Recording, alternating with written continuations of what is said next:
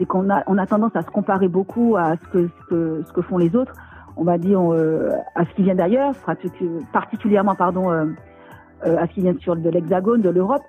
Et parfois, on a tendance à oublier que nous aussi, on peut accomplir de grandes choses. Et donc, Bienvenue dans Succès Made in Femme, le podcast où vous découvrirez des femmes talentueuses, leurs techniques et leurs stratégies de succès. Si vous êtes prête à apprendre leurs secrets vers le succès, prenez un stylo, votre bloc-notes, mettez-vous à l'aise et écoutez Succès Made in Femme. Je suis Claudia Ravo. Nous pouvons commencer. Aujourd'hui, l'invitée est Christelle Dangani, la créatrice de la marque alimentaire pour enfants Tibouboune. Tibouboune est une marque de baby-food locale, aussi bien au niveau des recettes, de la production que de l'origine des ingrédients authentiques issus de la culture antillaise. Tibouboune assure une tranquillité d'esprit aux parents soucieux du bien-être de leurs enfants en leur permettant de découvrir l'art culinaire antillais avec des recettes savoureuses. Cette idée est née il y a 9 ans, quand Christelle cuisinait pour son fils Joachim. Christelle ne pouvait s'identifier aux recettes proposées par les marques établies, et cela la désolait que son fils découvre le pot-au-feu avant le tinamorru. Grâce à sa formation de responsable qualité et son expérience, elle crée Tibouboune avec le soutien de son compagnon Xavier et de ses 2 amis Audrey et Aude. Dans l'épisode d'aujourd'hui, vous découvrirez le moment clé où Christelle a décidé de faire la transition de salarié à chef d'entreprise, comment Christelle a fait face aux doutes et les a surmontés, et sa définition et vision du succès et davantage encore. Bonjour Christelle. bonjour Claudia. Et bienvenue sur Succès Made in Femme. Merci de m'avoir invitée. Alors, tu es la créatrice de la marque de produits alimentaires pour les tout petits Tibouboune. Comment et quand est né Tibouboune? Alors, Tibouboune est né en fait de mon imagination il y a maintenant 9 ans pratiquement. Déjà? Donc, ça ne me rajeunit pas. Déjà 9 ans, exactement. Donc, en fait, c'est quand j'ai eu mon petit bébé, qui n'est plus un bébé, parce que le grand monsieur a déjà 9 ans. Ben Donc, quand j'ai eu Joachim et que j'ai dû faire la diversification alimentaire, donc je me suis rendu compte qu'il n'y avait rien qui m'était proposé qui me ressemble en fait. Donc les rayons étaient bien achalandés, mais malheureusement, je ne pouvais m'identifier à aucun des produits qui m'étaient proposés. Et donc j'ai réfléchi. Donc au départ, je faisais pour lui, mais avec la reprise du travail, c'était un peu compliqué. Donc on va dire que j'avais pas l'organisation. Il y a des parents qui y arrivent, hein, mais on va dire que moi, j'y arrivais pas. Et donc je me suis dit non, il faut qu'on réfléchisse à faire autre chose. Proposer autre chose aux parents qui sont comme moi, qui n'ont pas la fibre de cuisinier et qui sont pas forcément au fait de ça, pouvoir proposer autre chose aussi à leurs enfants. Et surtout des choses qui correspondent aussi à notre culture avec des produits comme la Christophine, etc. Oui, parce que pour moi, c'est important que nos enfants connaissent dès le plus jeune âge notre patrimoine culinaire, parce qu'il est important à manger, c'est important pour nous, c'est très important pour nous et je me dirais même pour moi, je suis très gourmande et donc je trouvais ça dommage que mon fils connaisse pot-au-feu avant de connaître tinamorru. Donc j'ai rien contre le pot-au-feu, hein, c'est très bon, hein, mais voilà, je trouvais ça un peu dommage.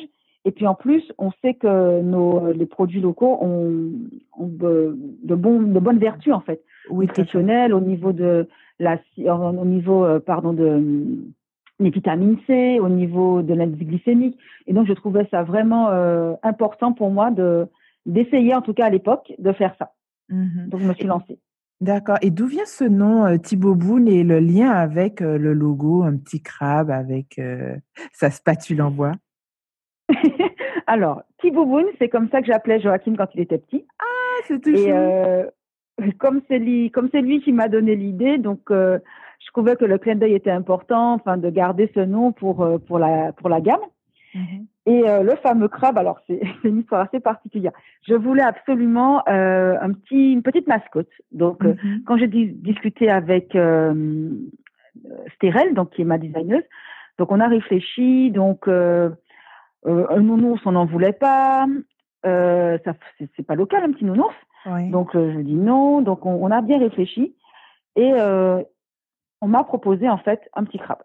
D'accord. C'est En sachant, exact, toujours en lien avec notre patrimoine.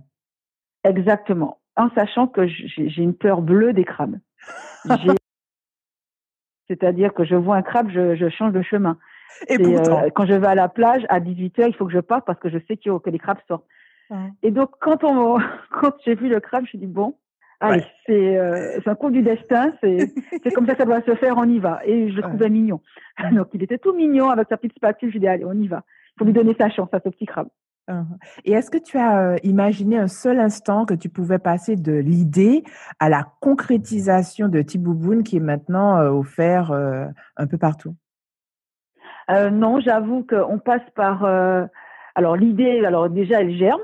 Mhm. Après, on se dit non, je vais pas faire ça. Non, c'est un peu compliqué. Donc, on change de, on passe de l'euphorie à la grande prudence, à la plus grande prudence, en disant non, on va pas essayer. Puis après, on se dit allez, on y va quand même, on voit ce que ça donne. Et donc, petit à petit, j'ai avancé. Donc, Joachim m'a servi de cobaye. Donc, j'ai Mm. commencé. Alors, je faisais quand même un peu avec lui pour lui. Mais là, j'ai commencé à tout peser, à lire la réglementation. Donc, après, ma formation et mon métier m'ont beaucoup aidé. Mhm. Je dois avouer, puisque j'ai une formation initiale d'ingénieur agroalimentaire. Mhm. Et donc, j'ai toujours travaillé dans le milieu agroalimentaire, pardon, en tant que responsable qualité ou responsable d'exploitation. Donc, j'ai appris à mener des projets, on va dire. Donc, je dis, allez, Mhm. Christelle, là, c'est ton projet personnel, on y va. Donc, je l'ai fait, j'ai avancé. Et puis, au moment où j'étais à la croisée des chemins, je dis, voilà, qu'est-ce qu'on fait? Est-ce qu'on y va vraiment ou alors on laisse comme ça, enfin, on laisse le truc végéter.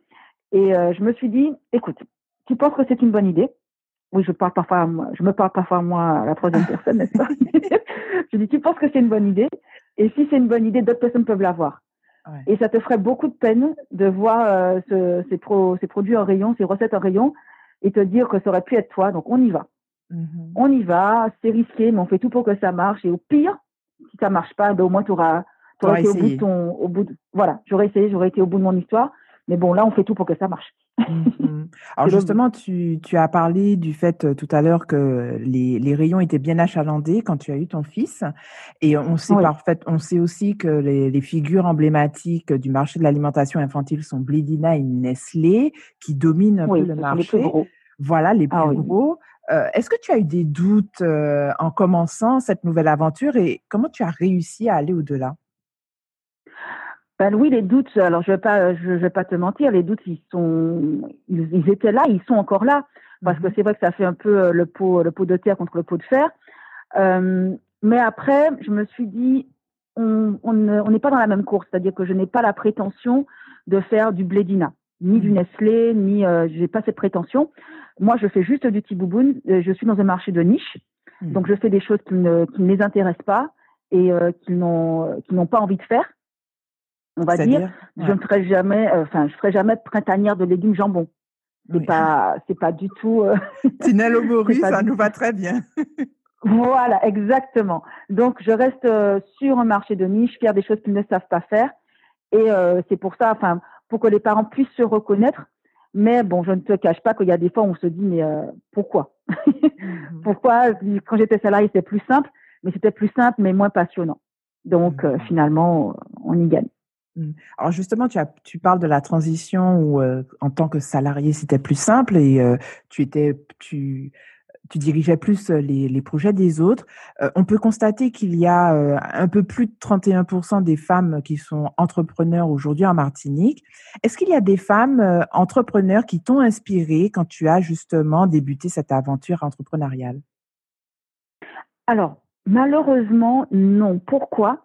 Parce que je trouve qu'on ne met pas assez le projecteur sur elles. Alors, il y a je connais des femmes entrepreneurs Mhm. alors, je dis non, mais finalement, oui, en fait. Je connais des femmes entrepreneurs avec qui j'ai quand même pu échanger. Donc, Mhm. il y a notamment Séverine Moustin, qui est maquilleuse. Oui, tout à fait. Il y a Naturalista, enfin, Gwenola, qui a fondé Naturalista par rapport à des projets véganes. Oui. Il y a Styrel, donc la chef d'entreprise qui s'occupe de mon community manager. Et toutes ces femmes, en fait, en échangeant avec elles, m'ont montré que c'était possible en fait. Mhm. Elles sont toutes passées par le salariat, elles ont toutes voulu changer de vie. Il y en a qui étaient déjà qui sont restées dans leur domaine, il y en a qui ont changé complètement de domaine. Et donc elles m'ont montré que c'était possible, que l'impossible nul n'est tenu, mais que rien n'est impossible quand on veut Voilà. et quand on s'y met. En ayant le bon entourage. Exactement, ça c'est très important, Claudia. C'est très important parce que j'ai eu des témoignages de chefs d'entreprise. Enfin, quand on parle de la solitude du chef d'entreprise, c'est pas une notion, c'est réel. C'est-à-dire que il y a des choses, enfin. Trouver des femmes qui ont le même langage et des visions autres, les mêmes visions entrepreneuriales. Exactement, c'est-à-dire quand on est chef d'entreprise, on a des obligations, on a des difficultés, on a des choses, des domaines, on a des domaines où on est doué, des domaines où on est un peu moins doué, où on doit s'améliorer.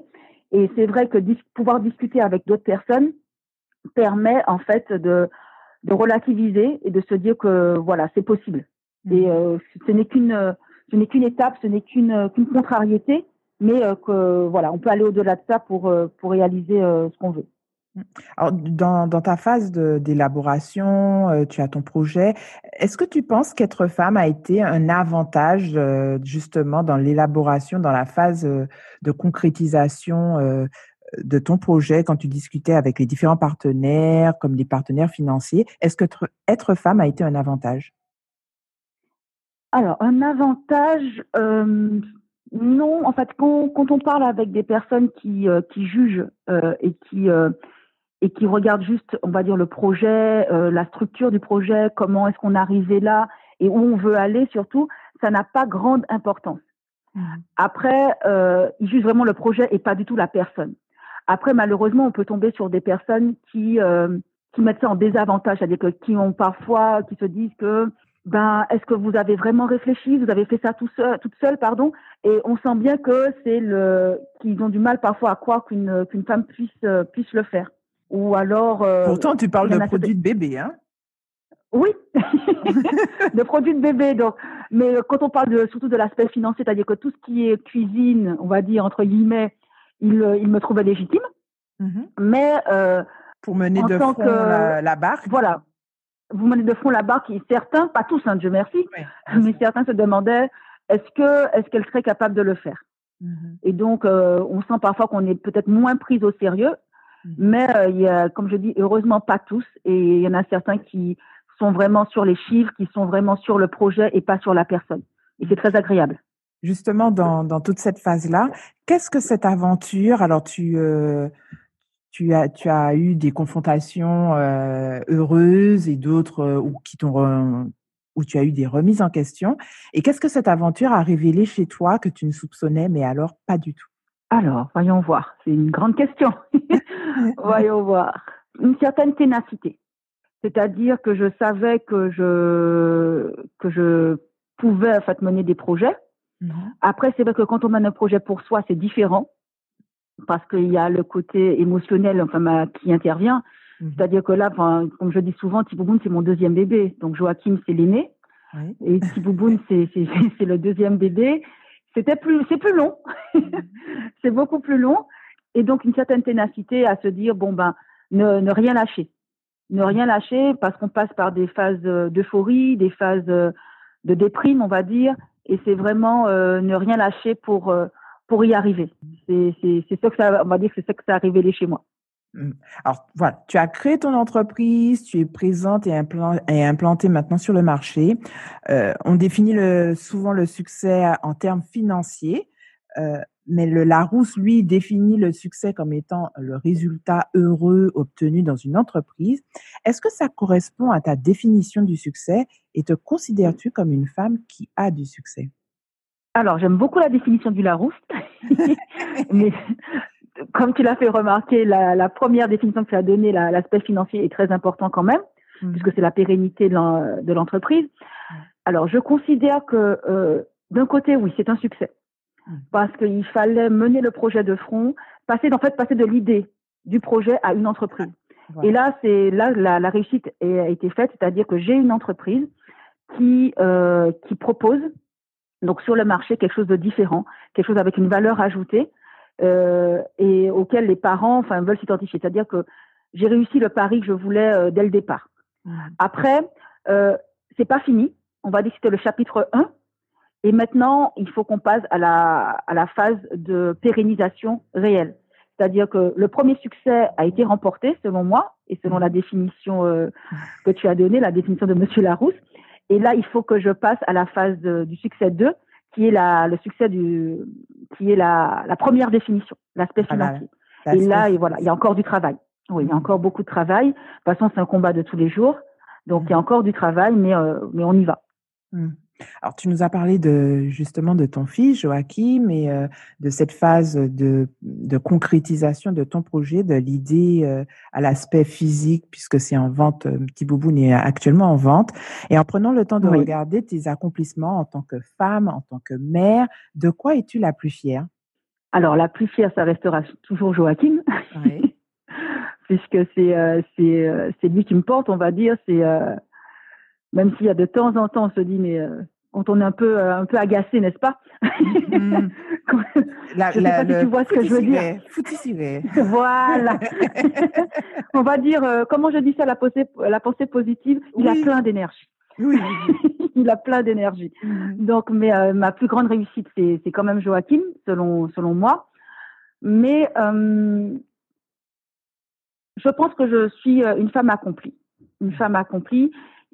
Mais il n'y a pas de ligne d'arrivée à cet accomplissement. Pour moi, on se pose des jalons. Voilà, on se pose des jalons, step by step, voilà, étape par étape, on se dit voilà, on va dire qu'il faut arriver à ce point-là. Quand on arrive à ce point-là, on souffle, on savoure et on cherche la prochaine étape. Toujours te fixer des objectifs. Oui, on essaye en tout cas. Et on essaie de les atteindre surtout. Oui, c'est le plus important. Quelles valeurs, selon toi, tes parents t'ont-ils transmis qui te permettent aujourd'hui d'arriver à ce niveau d'accomplissement? Parce que tu nous as dit que tu te poses toujours des objectifs qui te permettent d'avancer et que tu transmets à travers justement Petit Bouboune. Alors, ma grand-mère qui était une femme, qui est, même si elle n'est plus avec nous, une femme très importante dans ma vie, m'a toujours dit ne te compare pas aux autres. En gros, en résumé, c'était sa philosophie, ne te compare pas aux autres. Vous n'avez pas la même vie et dans tous les cas, peut-être qu'eux aussi t'envient. Et donc, que de sagesse. Oui, c'était une femme très sage. Et en fait, moi, ce que j'en ai tiré, c'est un peu ce que je fais dans Petit Bouboune, c'est qu'on a tendance à se comparer beaucoup à ce que font les autres. On va dire à ce qui vient d'ailleurs, particulièrement à ce qui vient de l'Hexagone, de l'Europe. Et parfois, on a tendance à oublier que nous aussi, on peut accomplir de grandes choses. Et donc, c'est ça que on va dire que c'est un des fils conducteurs de Petit Bouboune qui me permet d'avancer. Et c'est aussi le message que tu veux transmettre avec Petit Bouboune? Oui, c'est-à-dire que il faut s'ouvrir aux autres. La mondialisation a du bon. Il faut s'ouvrir aux autres, voir comment les autres travaillent, voir ce que les autres font, voir d'autres cultures que la nôtre, pardon. Mais il faut pas oublier que la nôtre aussi est riche. Et c'est ce qu'on a tendance à oublier, c'est-à-dire que on nous a appris à aimer ce qui vient d'ailleurs et à dénigrer un peu ce que nous on sait faire. Ou alors carrément, on considère qu'on ne sait rien faire. Et pourtant, on nous revend actuellement tous nos produits. En fait, c'est ça, c'est que parfois, les autres font en fait ce que nous, on sait faire. Et quand eux, ils le font, on trouve ça très bien. Quand nous, on le fait, on a tendance à se dire « Ah ben non, c'est pas bon ». Enfin, c'est ça qui peut être dérangeant et c'est ce qu'il faut se réapproprier, en fait, ce qu'on sait faire. Et le faire nous-mêmes, en fait. Ne pas laisser les autres le faire à notre place. Oui, tout à fait. Et avec ton parcours, quels conseils peux-tu partager avec les auditrices de Succès Made in Femme qui souhaitent créer leur entreprise et qui hésitent à suivre leur passion? Alors, j'allais dire, c'est facile à dire, ne pas hésiter. Non, même moi, j'ai hésité beaucoup. Donc, en fait, écrire. C'est-à-dire que quand on a une idée, il n'y a pas de mauvaise idée. Les mauvaises idées, ça n'existe pas. C'est poser tout. C'est-à-dire que prendre une feuille, écrire son idée, voir quelle valeur ajoutée on peut apporter et laisser mûrir les choses. Vous pouvez peut-être revenir après 2 fois dessus, laisser passer 2 jours, revenir dessus parce que ça évolue beaucoup. Pour arriver à Tibouboune, j'ai beaucoup évolué. C'est pas comme ça que je voulais au départ. C'est pas de l'individuel. Il y a plein de choses qui ont évolué et se donner le temps. Et à un moment ou un autre, vous allez arriver à la croisée des chemins et vous allez savoir que c'est le moment de prendre la bonne décision. La décision, soit de continuer, soit d'arrêter. Mais en tout cas, ne laissez pas les autres prendre la décision à votre place. C'est le plus important. Ça, c'est primordial. Se faire confiance et écouter sa voix. Même si on doute. Se laisser le temps. Exactement. Alors, tu nous l'as dit au début où tu as été salarié. Aujourd'hui, tu gères toi-même ton entreprise, ce qui est aussi très prenant. Tu es également maman, ce qui sous-entend une gestion quotidienne avec Joachim qui est plein d'énergie. Quelle organisation as-tu réussi à mettre entre boulot, vie de famille, vie de femme pour préserver ton bien-être? Alors, c'est un jeu d'équilibriste, on va dire. C'est toujours très tendu. Donc, m'occuper un maximum de Joachim. J'ai un soutien énorme. C'est mon compagnon, Xavier, qui m'aide. C'est-à-dire que lui, il n'est pas du tout entrepreneur. Et il l'avoue lui-même, il n'a pas du tout la fibre entrepreneuriale, mais il me soutient. C'est-à-dire que quand j'ai des phases où je suis un peu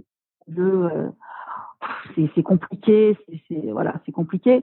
Il dit, mais t'inquiète, demain on aura la piscine avec le cocktail, on sera au 4,40, tout ira bien. Et c'est vrai que c'est très important parce qu'il prend le relais. Donc, j'essaie d'avoir le ton d'ubiquité, donc c'est relativement compliqué. Donc, mais ce soutien-là est très important. Donc, emmener Joachim à l'école tous les matins.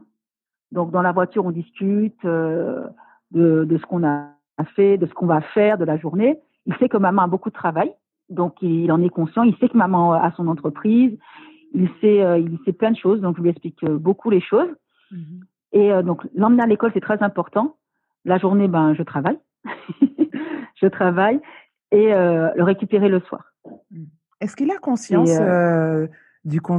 que Tibouboune est né grâce à lui? J'en suis pas certaine. Je lui ai dit. Après, j'en suis pas certaine. Il faut se méfier parce que les enfants enregistrent beaucoup ce qu'on dit. Tout à fait. Même s'ils n'en ont pas l'air. Même s'ils n'en ont pas l'air. Mais je lui ai dit. En tout cas, il sait que maman veut nourrir les bébés. Parfois même, il le dit. Sa grand-mère me racontait qu'elle était avec lui. Elle dit, oui, mais non, mais Christelle, elle travaille. Et ça, il fait, oui, ma maman, elle fait Tibouboune. C'est des plats pour les enfants. Donc, il revendique, il le sait. Voilà. Après, est-ce que ça vient de lui? Je suis pas certaine qu'il... je vais lui poser la question, tu as raison. Je vais lui reposer la question pour être sûre qu'il sache ou pas. Et si c'est pas, je lui dirai. Et à quoi ressemblent les premières 60 minutes de ta journée? Alors, ouvrir les yeux. C'est la première étape. Généralement, alors je me douche tout de suite. Ça réveille. Ouais. Ça réveille bien. On descend, on prend Joachim, généralement il est réveillé, il se réveille toujours tout seul très tôt. Autonome, on prend le petit déjeuner. Oui, c'est bien. Il a compris qu'il fallait être autonome. Son père on prend le petit déjeuner tous les deux. Son père, il mange jamais. Il est réveillé en même temps que nous, mais il mange jamais. Enfin, le petit déjeuner, malheureusement. J'ai déjà essayé de changer ça, mais bon, je laisse tomber, c'est bon. J'ai compris. Donc, on prend le petit déjeuner, on se prépare et on va à l'école. Donc, on prend la voiture. Et on est dans les embouteillages, généralement. Et vous avez un moment mère-fils dans la voiture. Exactement. On est généralement seul dans la voiture et on discute.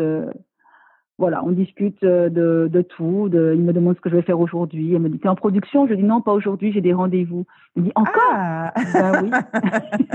Je dis, ben oui, encore. Et il connaît le planning de maman. Voilà, il connaît le planning de maman. C'est trop chou. Maintenant, je t'invite à une escapade avec les questions brûlantes. Il s'agit pour toi de nous dire ce qui te vient à l'esprit à chaque question. De manière spontanée, donc. Exactement. Bon, on va essayer. Première question. Quel conseil donnerais-tu à la femme que tu étais quand tu avais 20 ans? Tu vas y arriver. Tu vas y arriver. Accroche-toi, tu vas y arriver. Deuxième question. Quel est le livre que tu as le plus offert? Le livre que j'ai le plus offert. Alors, j'ai pas offert beaucoup de livres. Après, j'ai encouragé, j'aime beaucoup lire. Et j'ai encouragé quelques amis, alors ça va paraître bizarre, à lire la saga Harry Potter. Oh. Je suis une grande fan, j'avoue. je les ai tous lus, j'ai vu tous les films, je suis allée visiter les studios, enfin, une grande fan. Poudlard. Ah bah oui, j'ai attendu ma lettre. Je me suis dit, mince, je suis une moldue. Mais donc j'ai encouragé mes amis à lire et j'ai réussi à convaincre quelques-uns qui ont beaucoup aimé. Donc je suis contente. Ça c'est fait. Troisième question. Avec quelle femme échangerais-tu de place une journée et pourquoi? Alors spontanément, il y a Michelle Obama qui est venue. Donc comme il faut être spontané, donc je vais dire Michelle Obama. Pourquoi? Parce que c'est une femme, on va dire, entre guillemets, de l'ombre, c'est-à-dire qui accompagne beaucoup son mari, mais qui s'est accomplie. C'est-à-dire qu'elle n'a pas juste été la première dame. On parle de Michelle Obama, pas seulement la femme de Barack Obama. Et je trouve ça génial. D'ailleurs, il s'est présenté récemment comme étant l'époux de Michelle Obama. Exactement, mais c'est un homme formidable. Il est déjà pris, mais c'est un homme formidable. Et dernière question, si tu devais écrire un livre sur les femmes et le succès, quel en serait le titre? Girl Power. Girl Power. Girl Power parce que, oui. Parce que bon, pendant longtemps, on nous a relégués en tant que Madame de, mais Madame d'un tel, etc. Mais on n'est pas que ça. Nous sommes des femmes, des mères, des entrepreneurs ou des entrepreneuses. Le mot n'existe même pas. J'ai pas encore vu dans le dictionnaire. Je ne sais jamais comment le dire. Oui. Faudrait peut-être que Monsieur Larousse fasse quelque chose. Où il y a toujours entrepreneur. Voilà, entrepreneur ou entrepreneuse. Enfin, c'est compliqué. Mais on est tout ça. On est tout. Enfin, nous sommes toutes des êtres multifacettes. Nous te remercions beaucoup pour ce moment d'échange avec nous, Christelle. Comment les auditrices de Succès Made in Femme peuvent rester en contact avec toi et Tibouboune? Alors, faut pas hésiter. Donc, sur les réseaux sociaux, que ce soit Instagram ou Facebook, c'est moi qui réponds personnellement aux messages. Il y a bien sûr les mails. En fait, je suis disponible. Alors, il faut insister parfois. Mais je prends toujours la peine de répondre et d'échanger parce que je trouve ça très enrichissant. Impeccable. Nous te remercions beaucoup sur ton parcours merci beaucoup sur ta vision de l'entrepreneuriat également. Et nous souhaitons encore davantage de Tibouboune dans les magasins. Je suis d'accord avec toi. Je veux aller dans ton sens et n'oublie pas, faites des bébés. C'est important. Magnifique. Merci beaucoup, Christelle. À bientôt. Merci beaucoup, Claude. À très bientôt. Au revoir. Merci d'avoir écouté un nouvel épisode de Succès Made in Femme. Si vous souhaitez écouter d'autres épisodes, visitez le site web succèsmadeinfemme.com. Et si vous souhaitez rester connecté à l'actualité de Succès Made in Femme, suivez-nous sur Facebook et Instagram. Rejoignez également la communauté Facebook de Succès Made in Femme pour des stratégies et des astuces exclusives.